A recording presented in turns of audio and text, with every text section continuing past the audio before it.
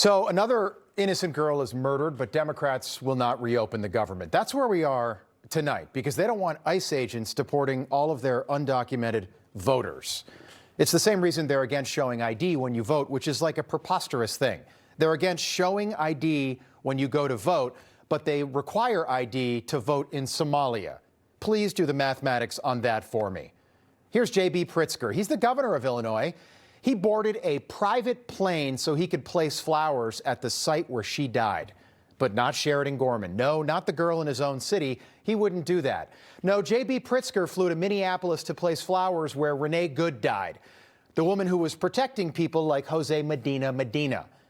And the same woman who tried to run over an ICE agent. The governor did not lay flowers on the pier where Sheridan Gorman was murdered last Thursday. But he did release this very strange statement today, which started out fine, but then oddly, he made it about Donald Trump, like Donald Trump had anything to do with this. Donald Trump offered you help, and you turned him down. Quote, "Our thoughts are with the family and friends grieving the senseless murder of Sheridan Gorman, but the Trump administration needs to stop politicizing heinous tragedies and instead focus on real solutions that support our public safety efforts," end quote. Please think about that. From a guy who wants to run for president himself, stop politicizing heinous tragedies and instead focus on real solutions. Governor, we're focused on the heinous murder of an 18-year-old girl because it was an illegal alien who killed her, and your policies that let him stay in Chicago and commit that crime. Jose Medina, who shouldn't even be in this country, like how many other millions of other illegal aliens.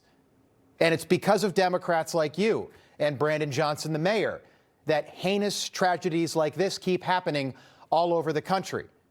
Here's another line from his statement. Again, he wants to be president. Quote, "Instead, let's focus on real solutions that support our public safety efforts." JB, what do you think Donald Trump is trying to do? What do you think ICE is trying to do? Serious question. There is no better way to focus on public safety than by getting people like Jose Medina off the streets and deporting people who have no legal right to be in this country. Think about that. That issue should not be controversial in any state, but Democrats just can't do it.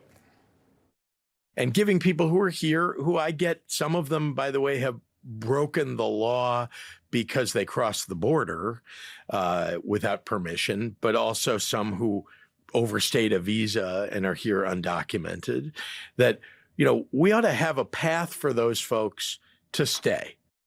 Oh, yeah, we should have a path? Nobody admits this, but I think it needs to be said, especially in this moment in our history. Why should there be a path for anyone who is not American in this country right now to remain in America? And why isn't that like at least part of the conversation? Why is that not a fair question?